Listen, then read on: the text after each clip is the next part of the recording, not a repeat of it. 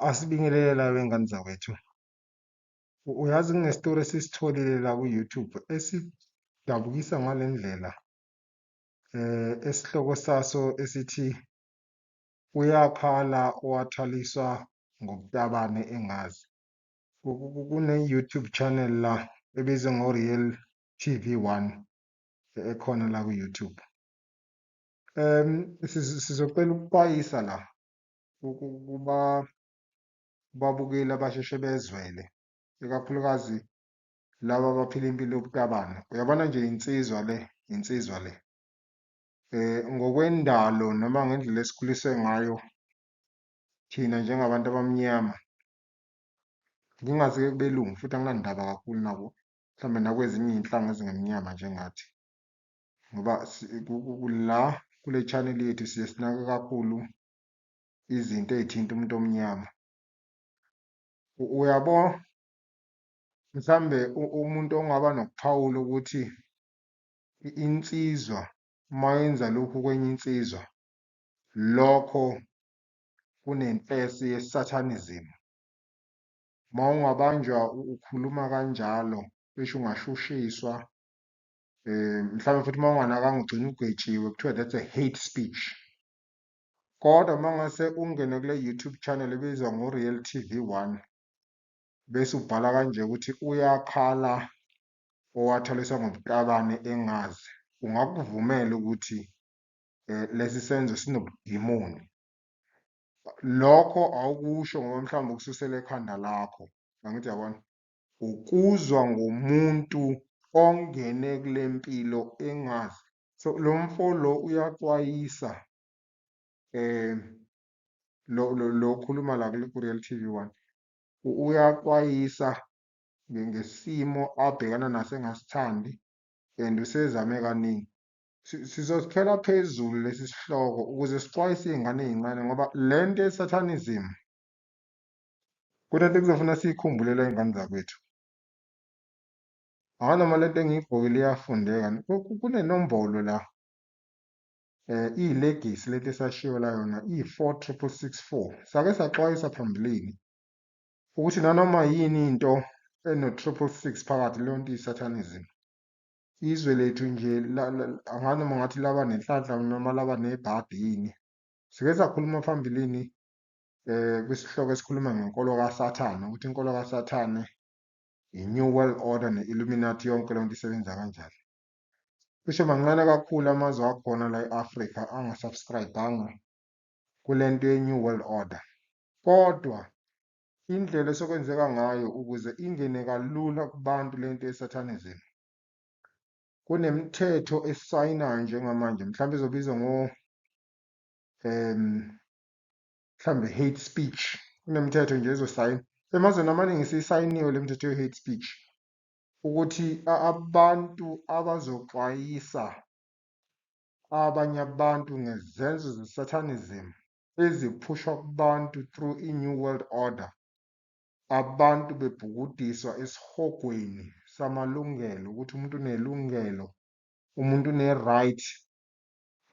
Uyabona umuntu ignorant and stupid uzokubona kuyi-right yonke into ihamba kahle ebengenalo ulwazi ukuthi la emhlabeni sesibuswa ngenkemba ye-Satanism noma ye-New World Order mhlawumbe ye-Illuminati.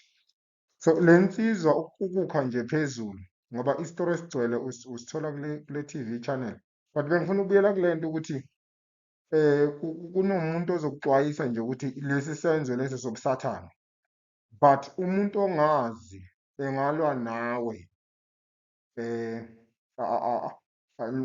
angalwisana nawe ethi mhlawumbe that's a hate speech ngoba ngeke ngasho ukuthi kwesinye isikhathi kuyenzeka ugcine uboshiwe. So le nsizwa le njengoba sihlezi sixwayisa kule channel, thina siyaxwayisa ngane zakwethu. Abantu baya-subscribe noma ba-subscribe into esingenamsebenzi nayo. Whoever uzosilalela siyathemba ukuthi mhlawumbe uyoba nenhlanhla, subscribe, share amavidiyo ethu ukuze nabantu bavuke emaqandeni ngoba yabona ngoba sizolala nje khona abantu abangalali iy'ngane zakwethu abandizayo. Yabo nje wajoyina into ekuthiwa i-Illuminati, awulali ebusuku ubuthongo ngeke uze ubazi mfethu.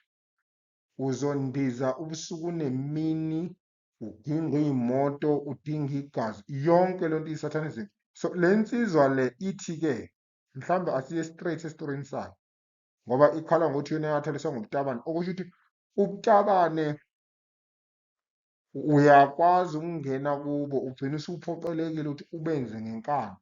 So ngizothatha ama-highlight and whoever ozocasuka ngizocela angene on YouTube kule channel le. Angiyipromote, angimazi ngokumazi nomuntu wale channel le, kodwa ngithe ake sikhulume ngale nto ngoba ikakhulukazi entsheni kulabafanyana abancane ingenisile le nto le ingenisile le nto le, yabo. Kahle kahle nina iy'nganyane ey'ncane, lokhu kwenzeka phakathi kwensizwa nentombi. Uma uyintombi ukwenza nensizwa, awukwenzi nenye intombi futhi awukwenzi nenye insizwa. But ake sibuyele kulesi sitori salo mbhemu-ke. So lo mbhemu uthi ube nenkinga la, kusho ukuthi umthondo wakhe ubumncane. Amantombazane benganeme ngosayizi wawo, ubethi uma ethandana amantombazane bese ayabaleka, phethe ecike ukuthi unengqantiza encane. Uthe uma ehamba edrobheni eThekwini wabona lamaphepha, kunalamaphepha lawa ahambe nanyithiselwa ey'ndongweni mhlawumbe azobhala ukuthi mhlawumbe kuthiwa safe abortion, angithi yabona, mhlawumbe penis enlargement and so forth, izinto ezithi azibe kanjalo. So lo mfo uthe uma ebona leli bhodi elikhulunywa ngokuthi kunendawo la kunwetshwa khona amapipi, wase wanikela khona. Uthe uma efika khona wafica kuney'nsizwa zokufika zaseGhana ezathi zizokwazi ukumsiza ngokumnwebela ingqantiza osisi bengabaleki, kodwa zase zimhlolela. Zithe uma zimhlolela zase y'thola ukuthi zamqambela amanga ngoba phela le nto ye-satanism kahle hle it's based on lies. Uma ukuthi awazi indaba yakho le nto leyo, kuyahlonyukiswana strong kuleya nto leyo. So bamhlomekisa-ke bathi bazomdalela iy'nhlanhla, kwakufuna ebe nemali eningi, abe nomuzi. Bamshunqisela-ke ngey'mpepho zakhona, wadungeka umqondo lo mbhemu. Bagcina bekwazile ukumthatha bahambe naye baye eGhana ngoba uma echaza lo mbhemu ukuthi lezi iy'nsizwa zaseGhana.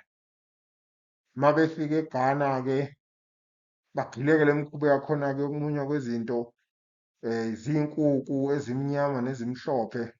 Uma ebuza ukuthi akukhona nokuthwala le nto, cha zimchazele lezi nsizwa zithi akukhona ukuthwala, zimklinela idlozi ukuze yonke into yakhe ihambe kahle. UmZulu-ke lo mfo lo, njengami ngoba nami ngumZulu, yabo. Shethi bathatha imininingwane yakhe mase bele eGhana bamfakela imali engango-200,000, yabo. Bese bekuphuzwa-ke utshwala. Mase beqeda ukudakwa utshwala, uma evuka ngakusasa uzwe izinqa zakhe noma ididi lakhe lishoshozela, okusho ukuthi khona into kade yenzeka la ey'nqeni zakhe, nesinye silula. Uma ey'chazela lezi iy'nsizwa bese zimziba lezi iy'nsizwa. Ngokuhamba kwesikhathi zigcina sezimlala-ke straight-ke manje ngoba phela shuthi indlela aqala ngayo ukulalwa ngayo. Buka-ke, hhayi ukuthi wajoyina ebutabaneni ethanda. Yena inhloso yakhe kwakuyolungisa ingqantiza yakhe iluleke ibe yimbi. Bamshunqisela lezi zinto abamshunqisela zona, bamtshela ukuthi bazomlungisela idlozi lakhe, baya naye eGhana. Uma befika eGhana bamlala, yabo. So uthi bamlale ngale ndlela ukuthi aze asabe ukunqaba ngoba wabona ukuthi bazombulalela eGhana, egcine engabuyanga ukuza. Inkinga ebekhona uthe uma esefika la, futhi la bantu babemfaka i-satanism ngayo yonke le nto, bemfaka i-satanism, yabo. Ngoba uthe uma efika la e-South Africa ama-feelings omuntu wesifazane ade sefile, yabo.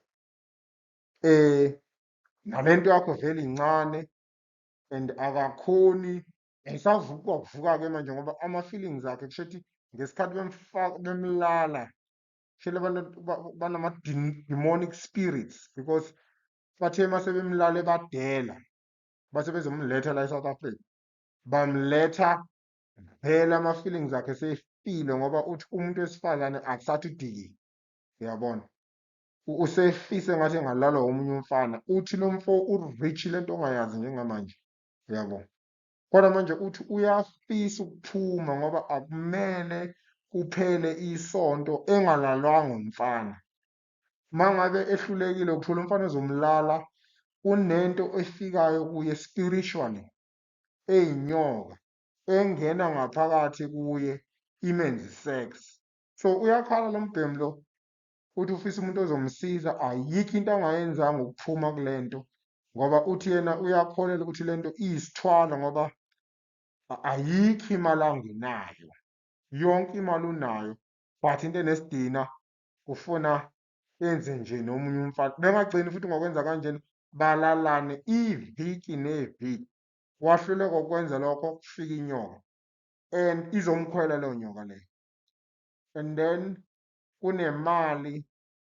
ekufuneka ikhokhe ekhokhela labantu baseGhana abamfaka lesi sithwalo sobuhlakani yabo so esengisho ukuthi umuntu ongazi yabo umuntu ongazi uzohamba uyokhuluma into ayithandayo adefende uthi udefenda amalungelo nani nani but kunezinye izinto bafethe empilweni ezama-secret kunento oyibuka sike sakhuluma kakhulu ngalento yenombolo before ukuthi uma uzothola umuntu ozokuchazela ngenombolo mhlawumbe ngabe ama-26 ama-28 njalo njalo mhlawumbe nama-27 yabo maningi ama-gangsterism ma kwenzekile mhlawumbe kwawaboshwa ejele yabo so but ngeke bakunike yonke imfihlo yakhona uyathanda uthanda ngeke bakunike yonke imfihlo yakhona so same thing applies uzozwa kuthiwa uphula ilungelo lomuntu nani nani but kune-satanism esike ikhona phakathi so ake le nto isebenza kanje uyabona ngesikhathi lo mfole bemthwalisa ngomtabane angithi manje yabona akasakwazi ukuphinda alale nomuntu wesifazane at least before kube khona ukuqhwashalaza ngale ngqanti zakhe engekho yabo so njengamanje into eyenzakalayo akasakhoni ukuyisebenzisa le ngqanti zakhe engekho sekulalwa yena and there is no way out because methi uzama ukubaleka iyafika le nyoka spiritual and uyayizwa imlala izwi imlala so akasakwazi ukuphuma angithi yabo so ngesikhathi uthi yena ukuze akwazi ukuthola umfana ingakho utshwala siphuza kangaka lento utshwala ukuthi is either ubhema utshwala or ubhema ugwayi usemasimbeni akumdlala ngakho and indlela esikhuluma ngayo kanje whether nisubscribe unsubscribe we don't care because we know what is going on noma ningasibalekela but at the end you are going to need this information take it or leave it so ngesikhathi ngoba lo mfolo uthi membuza lo muntu we-Real TV1 ukuthi uba convince kanjani abafana ukuthi bamlale number 1 uthi ubafida ngemali number 2 makuphuza utshwala kunento eyi-drug noma eyimithi ekufuneka ayifakele lo muntu wesilisa lo asuke emtargetile ngesikhathi edrugekile lo muntu wesilisa and then yena uyakwazi ukuthi egcine emdungiselile amlale so therefore mangabe ekhwelwa omunye umfana nenunu emhlaselayo emlalayo mawukuthi akabathola abafana iyamyeka and uthi indlela ariche ngayo you'll never be unemali angithi yabo so uzobona abantu bephethe imali eningi uzofuna ukujoyina uthi mhlambe mawubajoyina nawe uzoba nemali eningi but behind that success yibaba ziyabuya ngifuna ukudlala ngayo ziyabuya checka la ziyabuya akudlali awulali ebusuku akumele kuphela iviki ungamtholanga umfana ozobulala angithi yabo so lento iyi-satanism kahle kahle ngoba the moment ulalwa omunye umfana so lo mfana umdragile ukuthi alale nawe naye uzoba ne-feeling iyona ndlela ekutransporteka ngayo le satanism ukuthi ngesikhathi lo mfana umdraga umnika imali ekulala naye automatically isizoba le feeling yokuba ne-interest kubantu besifazane usezoba ne-interest kubantu besilisa through that guy ekuyiyona le elalwayo nje like this guy ehambile egana angithi uyabona. So ngesikhathi imali kaningi kuye, leyo mali kahle kahle akuyona ekwenza yena ukuthi abe rich. Leyo mali eyokubribe abantu abangakayijoyini le satanism, uyabona. Ngesikhathi bemlala nabo automatically or spiritually ayafa ama-feelings abo okulangazelela abantu besifazane bagcine belangazelela abantu besilisa. So lento kahle hle it's a demonic disease ekufuneka uyi-transfer. Nisilalele lesi story bafowethu, nisilalele. More especially nina enidakwa utshwala enihambayo niye emaklabhini ngoba nizoyijoyina i-satanism niyathanda nithanda. If uyabona uphuza utshwala ne ubhema, more especially lezi zinto njengensanga, ziningi izinto ey'fakwa laphana ey'zofakwa whether you like it or not. I don't care. Some you may like to argue, but there's no argument. I know what I'm talking about very, very well. And I'm not threatening you. This is a fact.